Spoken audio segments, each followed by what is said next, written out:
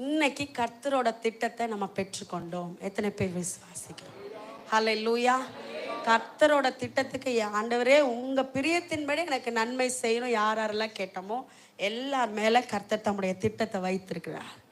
முழுவதுமா ஒப்பு கொடுத்துட்டா மாற்றங்களை நம்ம பார்ப்போம். ஆமென். நம்மளால காலங்களை திருப்ப முடியாது. எவ்வளோதான் போராடினாலும் நம்ம வாழ்க்கையில் ஒரே மாதிரி தான் போயிட்டுருக்கும். ஆனால் இந்த 40வது நாள் முடிந்ததுக்கு அப்புறம் ஆண்டவர் அவருடைய சித்தத்துக்கு ஒப்பு கொடுத்த எல்லாரோட வாழ்க்கையில சில காலங்களை திருப்புவார், நிச்சயமாக திருப்புவார். ஆமென். அது கர்த்தரால ஆகாத காரியம் இல்லை. நிச்சயமாக அவர் மாற்றத்தை கொடுக்கிறவர். ஆமென். ஹல்லேலூயா. நம்ம உன்னத பாட்டிலே சொல்லியிருக்கிறது, உன்னத பாட்டு 8:10 வாசிக்க வேண்டாம். அங்கே மணவாட்டி சொல்லுகிறார், நான் தான் அந்த மதில் என்று சொல்லி. ஆமென். மதில ஆண்டவர் மதில்களை எடுப்பிக்கிற நாள் வருது அப்படின்னு உன்னத பாட்டில் மணவாட்டி சொல்றாங்க. நான் தான் அந்த மதில். மணவாட்டியாக சபை நம்ம தான் அந்த மதில். இன்னைக்கு எந்தெந்த பகுதியில் முதல் பகுதியே ஆண்டவர் பேசினார். இது கண்டிப்பா என்னுடைய ப்ரிப்பரேஷனில் இல்லை. ஆண்டவர் இது வரைக்கும் என்கிட்ட அதை சொல்லவே இல்லை. இங்கே வந்ததுக்கு அப்புறம் கர்த்தர் அந்த வார்த்தையின் மூலமாக இடைப்பட்டார். உங்களோட பிரியத்தின்படி நன்மை செய்யுங்க ஆண்டவரே. ஸோ நிச்சயமாக ஆவியானவர் நம்மோடு பேசினார் என்கிறதை நான் முழுமையாக அறிந்திருக்கிறேன். ரெண்டாவதாக ஆண்டவர் எந்த பகுதியில் இந்த மதில் இடிது, நான் தான் அந்த மதில். அந்த மதில் ஆண்டவர் எடுப்பிக்க வேண்டும் என்று விரும்புகிறார். முதல்ல பார்த்தோம் அவரோட திட்டத்துக்கும் நம்ம ஒப்பு கொடுக்க வேண்டும். இப்போ இன்னும் ஒரு பகுதியை வாசிக்கலாம். உபவாச கூட்டனால டைம் எடுத்துக்க சொல்லியிருக்காங்க. ரொம்ப நேரம் எடுத்துக்க மாட்டேன். ஆனாலும் ஆவியானவர் நம் நடுவிலே உலாவிக் கொண்டிருக்கிறார். எத்தனை பேர் விசுவாசிக்கிறோம்? ஆமென். ஹல்லேலூயா. நம் வேகமாக சில வார்த்தைகளை நாம் தியானிக்கலாம். நீதிமொழிகள் 24வது அதிகாரம் 30வது வசனத்தை நாம் வாசிக்கலாம்.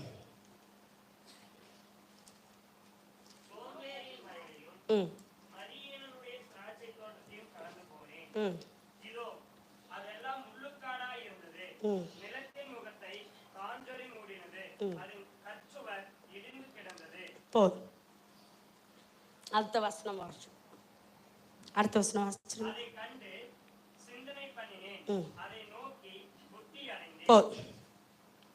இங்க பாக்குறோம் ஒரு வயலை ஒருத்தர் பார்க்கிறார்.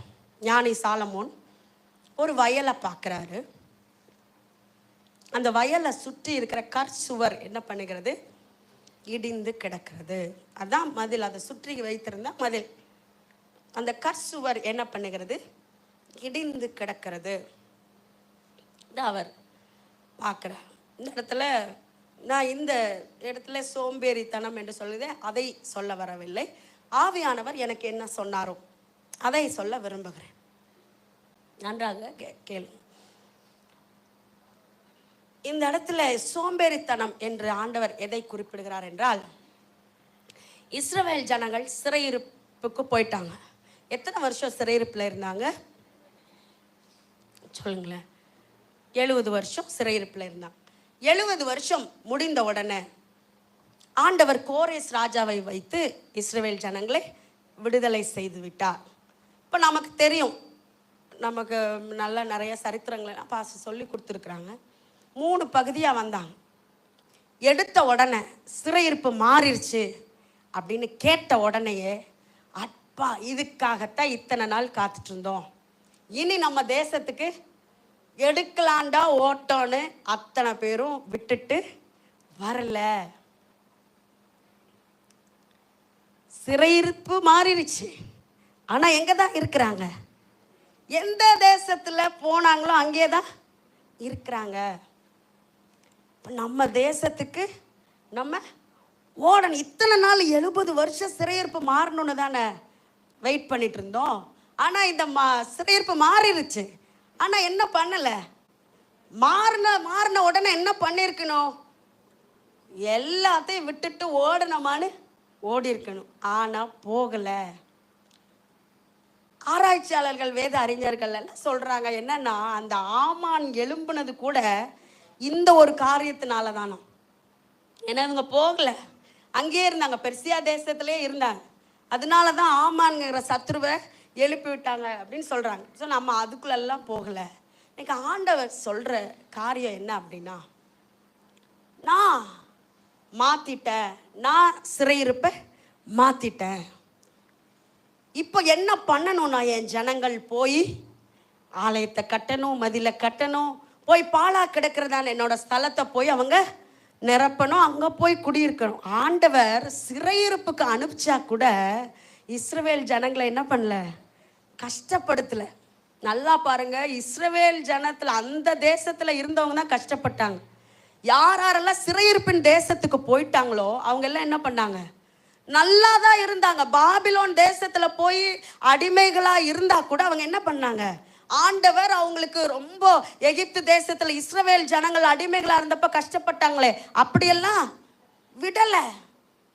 அதுல இந்த நெகேமியா என்கிறதான இந்த மனுஷனை குறித்து இவ்விதமாக சொல்லப்பட்டிருக்கிறது. நெகேமியா என்ன வேலை செஞ்சுட்டு இருந்தாரு, பானபாத்திரக்காரன். பானபாத்திரக்காரன் அப்படின்றது ரொம்ப ரொம்ப இம்பார்ட்டண்ட்டான ஒரு டியூட்டியும். ஏன்னா இவர் டேஸ்ட் பண்ணி குடிச்ச, அது டேஸ்ட் பண்ணி கொடுத்தாதான் ராஜா குடிப்பார். இல்லைன்னா அவர் என்ன பண்ண மாட்டார். ஒருவேளை ராஜாவுக்கு ஏதாவது ஆயிடுச்சுன்னா இவர் தலை. ஏன்னா யோசேப்போட கதை நமக்கு தெரியும் இல்லையா, என்னவோ பிரச்சனை வந்துருச்சு. அவர் பிரச்சனை வந்த உடனே என்னாச்சு, பானபாத்திரக்காரனை 3 நாளில் கொண்டு போய் ஜெயிலில் போட்டாங்க. கூட இருந்தவருக்கு தலை போயிருச்சு, ஆனால் இவரை ஆண்டவர் காப்பாத்திட்டார். தலை போகிற ஒரு முக்கியமான வேலை. இந்த பானபாத்திரக்காரங்களுக்கு எப்படிப்பட்ட ஒரு இடம் கொடுத்துருப்பாங்க அப்படின்னா, ராஜாவோட அறை இருக்குது இல்லையா, ராஜாவோட ரூமுக்கு பக்கத்தில் இந்த பானபாத்திரக்காரனை வைத்திருப்பாங்களாம். அவர் எந்த நேரம் வேணாலும் கூப்பிடுவார், எந்த நேரம் வேணாலும் இவங்க போய் என்ன பண்ணணுமா, கொடுக்கணும். அதனால அவருக்கு பக்கத்து ஒரு ரூமில், ராஜாவோட அரண்மனை ஒரு பெரிய மாளிகையாக இருக்கும். அதுக்கு அவரோட ரூமுக்கு பக்கத்தில் இருக்கிற ரூமு ஒரு ஓலை குடிசையாக இருக்குமா, இருக்காது. நல்லா ஏசியோட, நல்லா அப்போவே குளிர் சாதனம் ஊட்டப்பட்ட அறை அப்படின்னெல்லாம் பைபிளில் இருக்குது. அப்போவே ஏசியெல்லாம் ஒருவேளை இருந்திருக்கலாம். இந்த அறைக்குள்ளே யார் இருக்கிறா, நெகேமியா இருக்கிறார். இந்த நெகேமியா இருக்கும் பொழுதுதான் ஒரு செய்தி அவரை தேடி வருகிறது. இஸ்ரவேல் தேசத்தில் எருசலேமின் மதில்கள் என்ன பண்ணுது, பாழாக கிடக்கிறது. இன்னும் மதில்கள் எடுப்பிக்கப்படவில்லை, அதெல்லாம் அக்கினியால் சுட்டரிக்கப்பட்டது, அப்படியே இருக்கிறது என்று சொல்லி நெகேமியாவுக்குள்ளே ஒரு பாரம் வந்தது. அந்த தேசத்திலே, என்னுடைய தேசத்திலே மதில்கள் எல்லாம் சுட்டரிக்கப்பட்டிருக்கிறது. நான் இப்ப எங்க இருக்கிறேன், அரண்மனையில் ரொம்ப சொகுசா. சிறையிருப்பின் தேசத்துல என்னுடைய சிறையிருப்பு மாற்றப்பட்டாயிற்று என்று அறிந்தும் கூட நான் இன்னும் சிறையிருப்பின் தேசத்திலே எனக்கு கிடைத்த நன்மைகளின் நிமித்தமாக நான் அங்கேயே குடியிருக்கிறேன். என்னுடைய நோக்கம், என்னுடைய திட்டம் எல்லாம் ஆண்டவர் எனக்கு அறிவித்திருந்தும் இந்த வாழ்க்கை எனக்கு சொகுசாக இருக்கிறதுனாலே இந்த கம்ஃபர்ட்னஸை விட்டுட்டு நான் வெளியே வருவதற்கு நான் விரும்ப இல்லை. அப்படிப்பட்ட ஒரு சூழ்நிலையில இருக்கும் பொழுதுதான் நெகேமியாவை தேடி ஆண்டவருடைய வார்த்தை வந்தது. இன்றைக்கும் ஆண்டவர் முதலாவது சொன்னாரு, உன் சுய சித்தத்தை விட்டுரு, நான் உனக்கு ஒரு நன்மை செய்ய வந்திருக்கிறேன். நம்முடைய வாழ்க்கையில நன்மை செய்கிறதற்காக மாத்திரமல்ல, நம்மை ஆண்டவர் விடுதலை செய்து விட்டார். ஆமென், அல்லேலூயா. சில பிசாசின் போராட்டங்களிலிருந்து, பாவத்தின் பிடியிலிருந்து, எத்தனையோ காரியங்களிலிருந்து, கடன் பிரச்சனையிலிருந்து, சில போராட்டமான மனிதர்களுடைய வார்த்தைகளிலிருந்து கர்த்தர் நம்மை மீட்டு கொண்டிருக்கிறார். அவர் நமக்கு எதுவும் செய்யவில்லை, எனக்கு எந்த விடுதலையும் நடக்கவில்லை என்று நாம் சொல்ல முடியாது. எத்தனையோ விடுதலைகளை நான் பெற்ற பொழுதிலும் ஏதோ ஒரு காரியத்திலே நான் சோம்பலாக நான் என்னை மறைத்து கொண்டிருக்கிறேன். நான் அந்த சிறையிருப்பின் தேசத்திலேயே தங்கி இருக்கிறேன். நான் சிறையிருக்கும் பொழுது ஆண்டவர் என்னை என்ன சொல்லி அழைத்தாரோ அந்த காரியத்தை நான் மறந்து போய்விட்டேன். நான் சிறையிருப்பில் இருக்கும் பொழுது, ஆண்டவரே நீர் என்னை விடுதலை செய்யும் பொழுது நான் இதை உமக்காக செய்வேன் என்று சொல்லி நான் ஆண்டவரிடத்திலே சொன்ன சில காரியங்களை நான் மறந்தே போயிருக்கிறேன். இன்றைக்கு பரிசுத்த ஆவியானவர் ஒவ்வொருவரோடு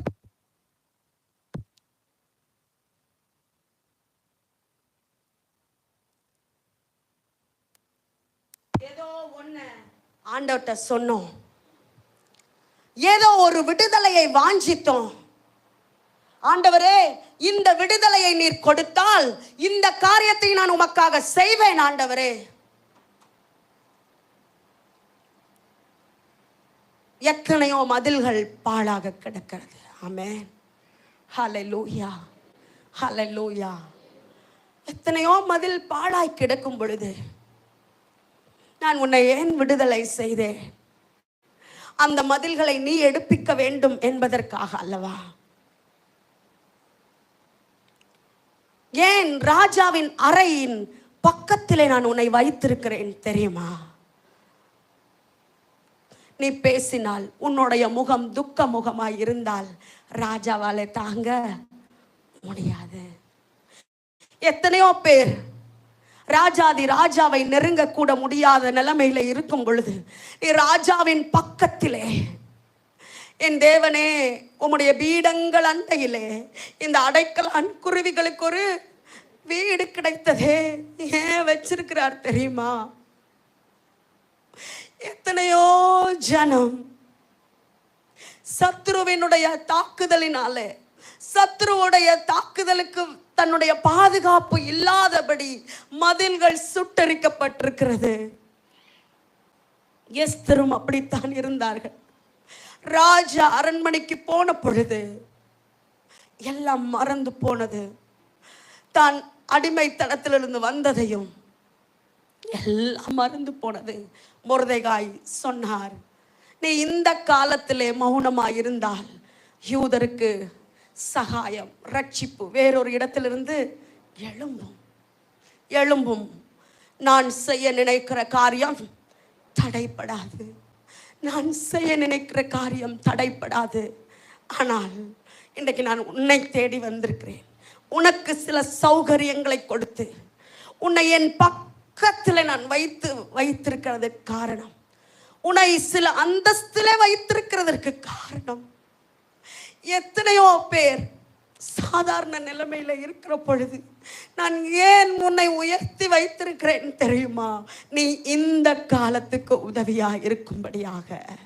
ஹல்லேலூயா, ஹல்லேலூயா. இந்த காலத்துக்கு உதவியா இருக்கும்படியாக நான் உன்னை இதனை இப்படிப்பட்ட காரியத்திலெல்லாம் விடுதலை செய்தேன்.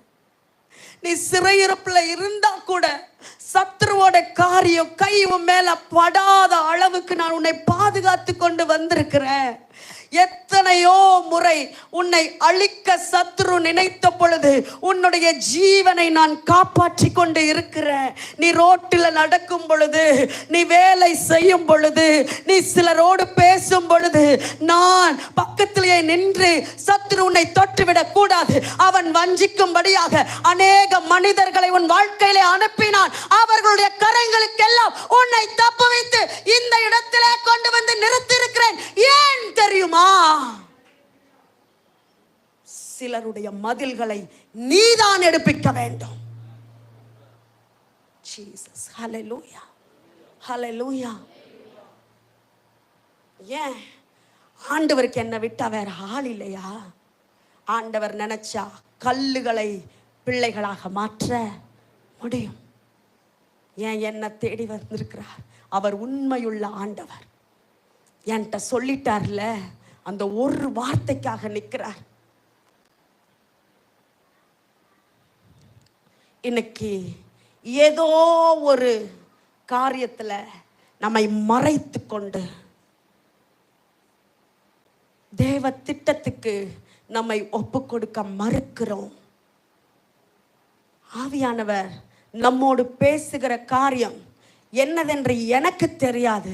ஆனால் ஆவியானவர் பேசுகிறார் என்கிறதை மாத்திரம் நான் திட்டமாக அறிந்திருக்கிறேன். ஆமென். ஹல்லேலூயா. எஸ்தர் நினைச்சாங்க, ஐயோ நான் ராஜாவுக்கு முன்னாடி போய் நின்னா என்னோட உயிர் போயிருமே. ஆனா அந்த ராஜாத்திய கர்த்தர் எப்படி மாத்தினார்னா, நான் செத்தாலும் சாகிறேன். ஹல்லேலூயா. கிறிஸ்து எனக்கு ஜீவன், சாவு எனக்கு ஆதாயம். இப்படிப்பட்ட சிலரை ஆவியானவர் இந்த கூட்டத்துக்குள்ளே தேடிக்கொண்டிருக்கிறார். ரகபா ஷந்தேரேதேலே பவுடரா காந்தியால துல் ஹஸராத்தியா ரிக்கிமே கதுரா பௌஷிக்கலா துனா ஹமௌசிய பியூத விக்ரியாந்தலோதயக்கே ஹபுஷ பியூத பௌலியா கிரியாந்தராதயா.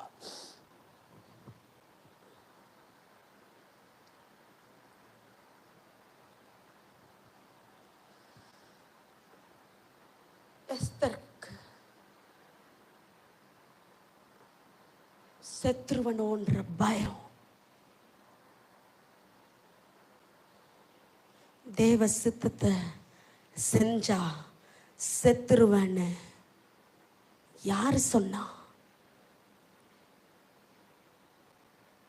சில பொய்யின் காரியத்தை சத்துரு நம்ம கண்களில், நம்முடைய காதுகளில் சில மாயையான காரியங்களை காண்பித்து, சில மாயையான வார்த்தைகளை பேசுகிற காரியங்கள். நீங்க நல்லா கவனிங்க. என்கிட்ட சிலர் பேசுகிறாங்க, சிலர் ஒரு 2-3 பேர் பேசின காரியங்களை கேட்டிருக்கிறேன். அவங்க எப்போ பேசினாலும் ஊழியத்தில் இவங்க இப்படி இருந்தாங்க, இவங்க விழுந்து போயிட்டாங்க, இவங்க இப்படி இருந்தாங்க, இவங்க விழுந்து போயிட்டாங்க. இதே காரியத்தை என்கிட்ட சொல்லுவாங்க. ஆரம்பத்தில் ஊழியத்துக்கு நீ என்னை முழுமையாக ஒப்பு கொடுக்கறதுக்கு முன்னாடி, அப்போது நான் நினைப்பேன், ஐயோ இந்த ஊழியமெல்லாம் எனக்கு வேண்டாம், ஊழியத்துக்கு போனால் நான் விழுந்துருவேன், என்னால் எப்படி நிற்க முடியும்? ஊழியத்துக்கு போனால் அவங்க சொன்ன வார்த்தைகள் என் மனசில் அப்படியே ரிப்பீட் ஆகிட்டே இருந்துச்சு. ஆனால் ஆண்டவர் ஒரு நாள் அதை உடைத்தார். நீ நெகட்டிவான காரியங்களை பார்க்காத, எத்தனையோ பேரை நான் நிற்க வச்சிருக்கிறேன், எத்தனையோ பேர் கடைசி வரைக்கும் நின்றுருக்கிறாங்க, எனக்காக இரத்த சாட்சியா மரிச்சிருக்கிறாங்க, எனக்காக கடைசி வரைக்கும் ஜீவனோடு கூட இருந்து சாட்சியாக இருந்திருக்கிறாங்க. அவங்களையெல்லாம் பாரு. ஆகையால் மேகம் போன்ற இத்தனை திரளான சாட்சிகள் நம்மை சுற்றிலும் சூழ்ந்து நிற்கும் பொழுது பாரமான யாவற்றையும் நீ தள்ள வேண்டும் என்று ஆவியானவர் சொன்னார். இன்றைக்கும் ஆவியானவர் சொல்றார், யாரோ சொன்ன சில காரியத்து நிமித்தம் ஆண்டவருக்காக இறங்கி செய்யற சில விஷயத்தை நம்ம பார்த்துட்டு பயந்து பின்னாடி நிற்கிறோம். நமக்கு என்ன நினைப்புன்னா, போனோம்னா ஏதாவது ஆகும். போனாதா அவங்கள பார்த்தீங்களா, அவங்களுக்கு என்னாச்சு பார்த்தீங்களா, இந்த இவங்களை பார்த்தீங்களா, இவங்களுக்கு என்னாச்சு பார்த்தீங்களா? ஏன் உங்க முன்னாடி இருக்கிறாங்களே ஜீவன் உள்ள சாட்சிகள், அவங்கள பார்க்க கூடாதா? வேதத்துல எத்தனை ஜீவன் உள்ள சாட்சிகள் இருக்குது, அவங்கள பார்க்க கூடாதா? ஆனா நம்ம இருதயத்திலோ சிந்தையிலோ என்ன இருக்குதுன்னா, அது அவங்கள பாரு, அவங்கள பாரு, அவங்கள பாரு. யாரெல்லாம் கீழே விழுந்தாங்களோ, யாரெல்லாம் மரித்து போனாங்களோ, யாரோட வாழ்க்கையில தோல்வி இருந்ததோ, இவங்களை கொண்டு வந்து சிலருடைய கண்களுக்கு முன்பதாக நிறுத்தி நிறுத்தி நிறுத்தி சத்துரு தடை செய்து கொண்டிருக்கிறான். ஆனா ஆவியானவர் இன்றைக்கு நம்மை தேடி வந்திருக்கிறார். ஆமென். ஹல்லேலூயா, ஹல்லேலூயா. எத்தனை பேர் உற்சாகமாக ஹல்லேலூயா, ஹல்லேலூயா. ஆண்டவரே, என்னை முற்றிலுமாக அர்ப்பணிக்கிறேன். ஆண்டவரே, என்ன வந்தாலும் நம்புவே என் நேச மீட்பரை,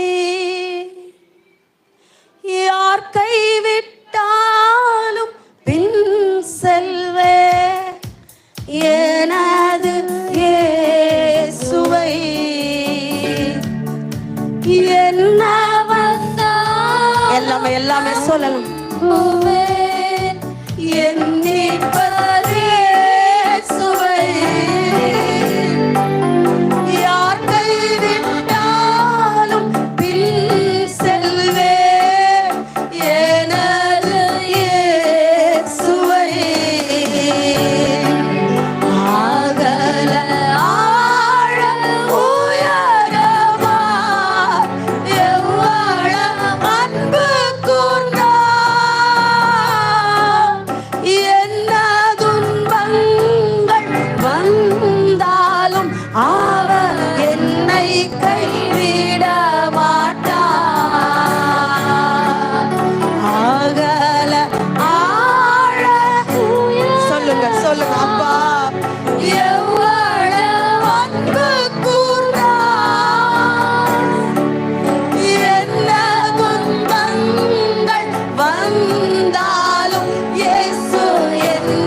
கைவிட மாட்டார்.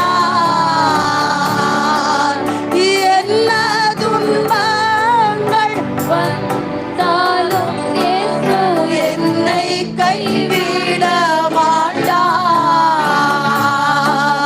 காக்கும் வல்ல மீட்பர் உண்டெனக்கு, உண்டெனக்கு, காக்கும் வல்ல மீட்பர் உண்டெனக்கு. காத்திடுவார் என்றுமே, காத்திடுவார் என்றுமே, காத்திடுவார் என்றுமே.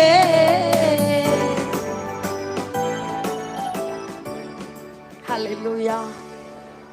எவ்வளோ அன்பு வச்சுட்டாரு. அவரோட அன்புக்கு ஆழம் அகலம் உயரம் ஒன்றுமே. ஆனால் நம்ம என்ன பண்ணுறோம்? மெஷர் பண்ணுறோம். ஆண்டவரே நான் வரேன், வந்துட்டா நீங்கள் எனக்கு இதை செய்வீங்களா, இதை தருவீங்களா? நானும் அப்படியெல்லாம் கேட்டிருக்கிறேன். ஆனால் ஆண்டவர் சமூகத்தில் சமூலமாக ஒப்பு கொடுக்கும் பொழுது, எஸ்தர் ஏதாவது ஆயிடுச்சா? எஸ்தருக்கு ஒன்றும் ஆகலை. ஆண்டவர் அவங்கள உயர்த்தினார். இஸ்ரவேல் ஜனத்தை உயர்த்தினார். இன்றைக்கு ஆண்டவர் ஒப்பு கொடுக்கிற சிலரை தேடி வந்திருக்கிறார். யாரோட கர்த்தர் பேசுறாரோ இன்னைக்கு நிச்சயமா கர்த்தருக்கு நாம் ஒப்பு கொடுக்கிற பொழுது மிகப்பெரிய மாற்றங்கள் நம் எல்லைகள், நாம் குடியிருக்கிற எல்லைகளில், நம்ம குடும்பத்தில், நம்ம ஊரில், நம்முடைய தேசத்தில் மிகப்பெரிய அசைவை நம்ம மூலமாக கர்த்தர் உண்டு பண்ணுவா. ஹல்லேலூயா, ஹல்லேலூயா. கர்த்தர் இந்த ஒரு கம்ஃபர்டான ஒரு சூழ்நிலை. நாளானா என்ன பண்ணுகிறோம்? பகலில் எவ்வளவு நேரம் ஆண்டவருக்கு கொடுக்கிறோம்? சில நேரங்கள் டிவிக்கு முன்னாடி போகுது, சில நேரம் மொபைலுக்கு முன்னாடி போகுது. ஆண்டவருக்காக என்ன செஞ்சோம்? எங்கள் அண்ணா அடிக்கடி ஒரு காரியம் சொல்லுவாங்க, இந்த வாழ்க்கையில் இருக்கிற எல்லாமே கடந்து போயிடும், நம்ம ஆண்டவருக்காக என்ன செஞ்சோமோ அது மட்டும்தான் நிற்கும். ஆமென், ஹல்லேலூயா. இன்றைக்கு ஆண்டவர் நமக்கு சொல்லுகிறார், தீமோத்தேயுவில் சொல்லப்பட்டிருக்கிறது, சுகபோகமாய் வாழ்கிறவள் உயிரோடு கூட செத்தவள். இன்னைக்கு ஆண்டவர் நம்மளை என்ன பண்றாருன்னா, லாசருவே வெளியே வா கூப்பிட்டாரா? சொல்லுங்க, கூப்பிட்டாரா? லாசரு என்ன பண்ணாரு? உயிர் வந்துருச்சுங்க. லாசருக்கு உயிர் வந்துருச்சு. ஆனா என்ன பண்ண மாட்டேங்கிறாரு? கல்லறையை விட்டு வெளியே வர மாட்டேங்கிறார். இன்னைக்கு இந்த சூழ்நிலையில தான் இருக்கிறோன்றத ஆவியான சொல்ல, லாசரு நீ வெளியே வந்துட்டேன்னா உன்னை பார்க்கிற நிறைய பேர் என் மேல விசுவாசம் வைப்பாங்க. ஆனா உனக்கு உயிர் வந்தும் கூட நீ இருக்கிற கல்லறையை விட்டு விட்டு நீ என்ன பண்ண மாட்டேங்கிற? லாசரு மரித்த அந்த நாயின் அந்த மரித்த அந்த வாலிபனை பார்த்து ஆண்டவர் என்ன சொன்னாரு? எழுந்துரு என்று சொன்னார். கல்லை தான் எடுத்துட்டார்ல. நல்லா கவனிங்க, கல் எடுத்தாச்சு இல்ல, ஏன் உள்ள வரல? ஏன் உள்ள வந்து லாசருவை எழுந்துருன்னு சொல்லல? அவருக்கு தெரியும் லாசரு எழுந்திருக்க வேண்டும், அவன் வெளியே வர வேண்டும். ரெண்டு ப்ராசஸ் இருக்குது லாசருக்கு. மற்றவங்களுக்கு எல்லாம் எழுந்துரு, ஏன்னா ஆண்டவர் ரீச் பண்ற டிஸ்டன்ஸ்ல அவங்க இருந்தாங்க. ஆனா இது அப்பால இன்னும் ஒரு காரியம், கல்லறைக்குள்ள வைக்கப்பட்டு 4 நாள் ஆகிருச்சு. கல்லு வேற இருக்கு. கல்லு எடுத்து போடப்பட்டாச்சு. எடுத்து போடப்பட்ட பிறகும் இயேசு கல்லறைக்குள்ளே வந்து உன்னை எழுப்பவில்லை. மாறாக ஆண்டவர் இவ்விதமாக அழைக்கிறார், லாசருவே நீ எழும்பி இல்ல, நீ வெளியே வா. ஆனா லாசரு இன்னைக்கு எழும்பி இருக்கிறாரு, கல்லறையை விட்டு வெளியே வர மாட்டேங்கிறார். இன்னைக்கு ஆவியானவர் வைராக்கியத்தோடு கூட பேசிக் கொண்டிருக்கிறார். தேவ சபையோடு கூட சில கல்லறைகளுக்குள்ளே நம்மை மறைத்து கொண்டிருக்கிறோம் என்கிறதை ஆவியானவர் சொல்லுகிறார். கல்லறைகளுக்குள்ளே இருந்தவன் யார் தெரியுமா? லேகியோன் என்ற பிசாசு பிடித்த மனிதன் கல்லறைகளிலே குடியிருந்து கொண்டிருந்தான். மரித்த மனிதர்களுக்குள்ளே உயிரோடு இருக்கிறவர்களை தேட வேண்டாம் என்று ஆண்டவர் சொல்லவில்லையா? இன்றைக்கு நாம் மரித்த மனிதர்களுக்குள்ளே அடைக்கலம் புகுந்து கொண்டு இருக்கிறது என்னவென்று ஆவியானவர் கேட்கிறார். மார்ச்சுவரியில போய் ஒளிச்சு கொண்டிருப்போமா? இன்னைக்கு வெளியே வா என்று ஆவியானவர் அழைக்கிறார். நீ உயிரோட எழும்பிட்ட, நான் உனக்கு உயிரை கொடுத்துட்டேன், இன்னும் உனக்கு கல்லறைக்குள்ள என்ன வேலை? ஆண்டவர் பரிசேயர் வேதபாரகரை பார்த்து கேட்டார், வெள்ளை அடிக்கப்பட்ட கல்லறைகள் என்று சொல்லி. அந்த கல்லறைகளுக்குள்ளே நாம் இருக்கிறோம். நமக்கு எல்லா வசனமும் தெரியும். ஆனா ஏதோ ஒரு மரணத்தின் வல்லமையோடு கூட கை கோர்த்து கொண்டு நடந்து கொண்டிருக்கிறோம். மரணத்தின் வல்லமை என்னது என்ன தெரியுங்களா? ஆண்டவர் ரொம்ப எளிதா சொல்லியிருக்கிறார், மாம்ச சிந்தை மரணம். நம்ம 7 நாளும் 31 நாட்களும் 365 நாட்களும் மாம்ச வாழ்க்கையே வாழ்ந்து கொண்டு,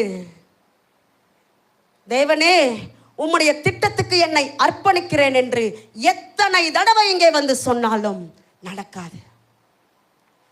ஆண்டவர் சொல்றாரு, ஆவிக்குரிய வாழ்க்கைக்கு நம்மை வர வைக்க விரும்புகிறார். ஆமென், ஹல்லேலூயா. நாம் சிந்திப்பது உலகம், நாம் சிந்திப்பது மாம்சம், நாம் சிந்திப்பது மாம்சத்துக்குரிய காரியங்கள். ஆண்டவர் சொல்றார், இதெல்லாம் மரணம். உன்னை சுத்தி இருக்கிறவங்க அப்படிதான் சிந்திக்கிறாங்க. அவர்கள் உலகத்துக்குரியவைகளை சிந்திக்கிறார்கள், உலகத்துக்குரியவைகளை பேசுகிறார்கள், உலகம் அவர்களுக்கு செவி கொடுக்கிறது. நீயும் அந்த கூட்டத்துக்குள்ளே உட்கார்ந்து கொண்டிருக்கிறாய். யெகூ தன் சகோதரரோட உட்கார்ந்து பேசிட்டு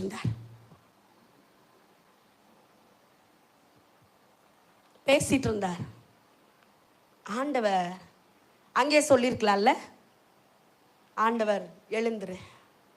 பரிசுத்த ஆவியானவர் ஒரு வாலிபன் அனுப்பினார். வாலிபன் அனுப்பி எழுந்திருக்க பண்ணி அப்படின்னு இருக்கு.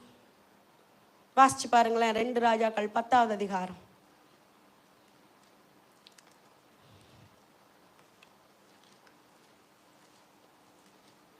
சாரி 9வது அதிகாரம் 2வது வசனத்தை வாசி.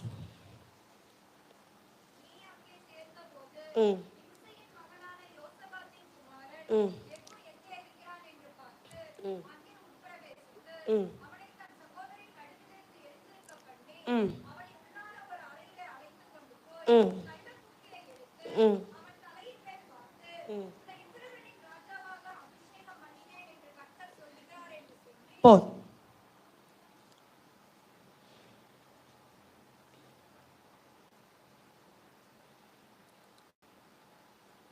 யெகூ எல்லாரோட உட்காந்துருக்க. நல்லா கவனிங்க. நம்ம ஃப்ரெண்ட்ஸ் கூட உட்காந்து பேசுகிறோமே, அப்படி பேசிட்டு இருக்கார். யெகூ ஒரு மிலிட்ரி சோல்ஜர். இவர் உட்காந்து பேசிட்டு இருக்கார். இவர் மேலே ஆண்டவரோட திட்டம் ஒன்று இருக்கு. எப்பத்த திட்டம் தெரியுங்களா? எலியாவின் காலத்தில் இருந்த திட்டம். அந்த திட்டம் இப்போ எங்கே வந்திருக்குது? யெகூ கிட்ட வருது. அந்த திட்டத்தை யெகூ தான் நிறைவேற்ற போகிறார் அப்படின்னு ஆண்டவருக்கு தெரியுது. இப்போ ஆண்டவர் என்ன பண்ணாரு? ஒரு வாலிபன் அனுப்புனாரு. அவன் என்ன பண்ணனா, சகோதரர் நடுவில் இருந்து எழுந்திருக்க பண்ணி. இன்னைக்கு ஆண்டவர் என்ன கொடுத்து அனுப்பியிருக்கிறார். ஆமென். சில ராஜரீக அபிஷேகத்தை உடைய, ஏசபேல்களை சங்கரிக்கிறதான ஆளுகை உடைய அபிஷேகம் உள்ள தேவ பிள்ளைகளை கர்த்தர் இந்த கூட்டத்தில் பார்க்கிறார். ஹல்லேலூயா, ஹல்லேலூயா. எப்போ பார்த்தாலும் ஆவியானவர் சிலரை ஜெபம் பண்ணு ஜெபம் பண்ணு ஜெபம் பண்ணு, இந்த காரியத்துக்காக ஜெபம் பண்ணு ஜெபம் பண்ணு ஜெபம் பண்ணு. எல்லாரால் அப்படி இருக்க முடியல. எல்லாரும் மாதிரி உட்காந்து பேச முடியல. எல்லாரும் மேல உட்காந்து பரியாசம் பண்ணி சிரிக்கிறாங்க. என்னால சிரிக்க முடியல. எரேமியா எப்படி, நான் பரியாசக்காரரோட கூட்டத்தில் உட்கார்ந்து களி கூர்ந்தது இல்லை, நான் தனியா உட்கார்ந்தேன். என்னை கசப்பினால சலிப்பினால நிரப்பினீங்க ஆண்டவர் என்ன போல சிலரோட ஆவியானவர் இடைப்பட்டு கொண்டே இருக்கிறார். ஜெபம் பண்ணு. ஜெபம். ஆவியானவரோட இந்த ஈடுபடுதலை யாரெல்லாம் அனுபவிக்கிறீங்களோ ஆவியானவர் உங்களை பார்த்து தான் சொல்றார், ஓ மேல ஒரு ஆளுகையின் அபிஷேகம் இருக்கிறது. சில ஏசபேல்களை சங்கரிக்கிற அபிஷேகம், சில மூத்த தலைவர்களால சங்கரிக்க முடியாத சில காரியத்தை நீ முடிப்பாய் என்று ஆவியானவர் சொல்லுகிறார். ஹல்லேலூயா. இவ்வளவுதான் நம்ம ரிசீவ் பண்றோமா? எத்தனை பேர் இதை விசுவாசிக்கிறோம்?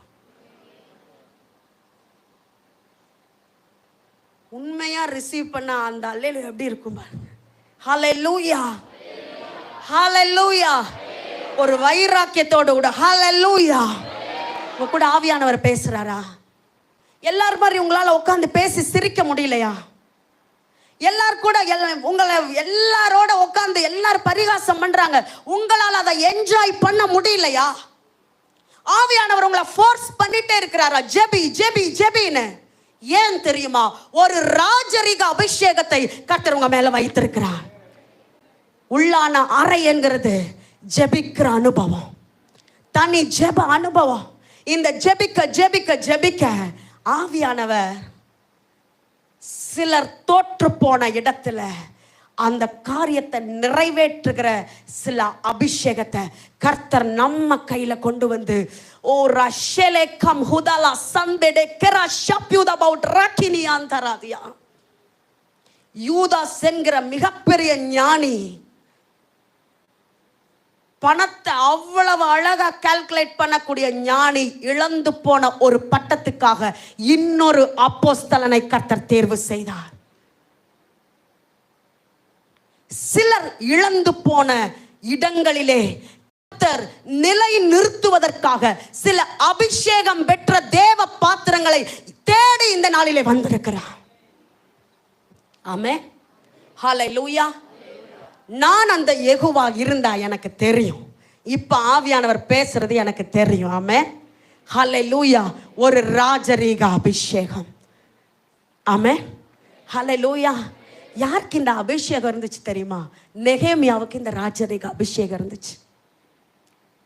ராஜாவோட பெர்மிஷன் கிடைச்சது. இவர் போனாரு பாருங்க. ஓய்வு நாள்ல சிலர்லாம் வர்றாங்க, அந்த வாசல் அண்டை வர்றாங்க. அவர் நெகேமியா சொல்றாரு, ஏய் ஓய்வு நாள்ல நீ இந்த காரியத்தை செய்ய கூடாது. எல்லாரும் சொல்ற, ஓ நீ ராஜாவாகலான்னு பாக்குறியா? ராஜா தான் ஆல்ரெடி அங்க இருக்கிறார்ல, நீ ராஜாவாகலான்னு பாக்குறியா? ஏய் நீ கற்பனை பண்ற மாதிரி ஒன்றும் இல்லை. ஆண்டவர் என் மேல அந்த அபிஷேகத்தை வைத்திருக்கிறா. சில காரியத்தை பார்த்து மனம் பதறுது. ஆனா என்ன செய்யறது என்ன செய்யறது என்ன செய்யறது என்ற தவிப்பு சிலருக்குள்ள இருக்கிறது. ஐயோ இந்த காரியம் எப்படி நடக்கிறது, என்னால் பார்த்து கொண்டு இருக்க முடியலையே, பரிதபித்து கொண்டிருக்கிறீங்களா? இன்றைக்கு கர்த்தர் ஒரு அதிகாரத்தை கர்த்தர் கையில கொடுக்க வந்திருக்கிறார். ஆமென். கேட்கலாம், நீ என்ன பெரிய பாஸ்டரா, நீ என்ன சொல்ல வந்துட்ட? இல்ல, இந்த காரியத்தை யாரும் எதிர்த்து பேச முடியாது. ஆவியானவர் சிலருக்குள்ள வைராக்கிய வாஞ்சையாக அவர் செயல்பட விரும்புகிறார். அவர் என்ன சொன்னார் தெரியுமா? நெகேமியா, ஏய் நாளைக்கு இந்நேரம் சிலர் ஓய்வு நாள்ல அந்த இடத்துல தங்கிட்டாங்களாம், வாசல் கிட்ட தங்கிட்டாங்களாம். நெகேமியா சொன்னாரா, நாளைக்கு உன்னை நான் இங்க பார்த்துட்டேன், அடுத்த ஓய்வு நாள்ல உன்னை நான் இங்க பார்த்துட்டேன், கை வச்சிருவேன், ஜாக்கிரதை. எங்கிருந்துங்க இந்த அதிகாரம் வந்துச்சு? ராஜா கொடுத்த அதிகாரம். ஆமென். இன்னைக்கு நம்ம பயந்து நடுங்கிட்டு இருக்கிறோமே, அவங்கள தேடிதான் கர்த்தர் வர்றார். ஹல்லேலூயா. பயந்து நடுங்கிட்டு இருந்தார் கிதியோன். இந்த கிதியோனுக்கு ஆதங்கம் தாங்க முடியல. இந்த பயிரை சத்துரு என்ன பண்றான்? கொள்ளை அடிச்சிட்டு போறான். எல்லாம் சும்மா இருக்கிறாங்க, என்னால சும்மா இருக்க முடியலையே. எல்லாரும் பார்த்துட்டு பேசாம போறாங்க, என்னால பார்த்துட்டு சும்மா இருக்க முடியலையே. ஏதாவது செய்யுங்க ஆண்டவரே, செய்யுங்க ஆண்டவரே, செய்யுங்க ஆண்டவரே. எத்தனை பேர் தனி அறையில போராடி ஜெபிச்சீங்க. இன்னைக்கு கர்த்தர் உங்க கையில ஒரு அதிகாரத்தை கொடுக்கிறார்.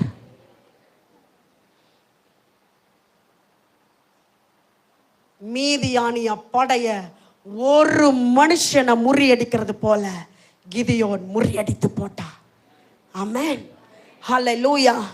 அது மாம்சத்தில் வெளிப்படுகிற காரியம் இல்ல. மாம்சத்தில் ஒரு காரியம் வெளிப்பட்டால் பிரச்சனை வரும், போராட்டம் வரும். ஆனா ஆவியானவர் ஒரு காரியத்தை சொல்லிட்டார்னா யாரும் எதிர்த்து நிற்க முடியாது. அந்த ஒரு மகிமை தான் யார் மேல இருந்துச்சு? நெகேமியா மேல. நெகேமியா ராஜா கிட்ட பேசுறதுக்கு கூட பயந்தவர். ஆண்டவரே ஏதாவது செய்யுங்க, பானபாத்திரக்காரன் தானே, இம்பார்ட்டன்டான வேலை தானே, உரிமை இருக்குது இல்ல, ஆனா பேசல. பயந்தவர், பயந்த சுபாவம் அல்லவர். ஆண்டவர் பலவீனரை தேடிட்டு இருக்கிறார். ஆமென், ஹல்லேலூயா. பயந்து இருக்கிறீங்களா? இந்த காரியம் எப்படி நான் செய்வேன்? என் குடும்பத்தில் இவ்வளவு பெரிய வல்லமை என்னோட போராடிட்டு இருக்கு. இந்த மனுஷனை எதிர்த்து என்னால பேசவே முடியல. இந்த காரியம், இந்த மனிதர்கள் எனக்கு விரோதமா இவ்வளவு செயல்படுறாங்க.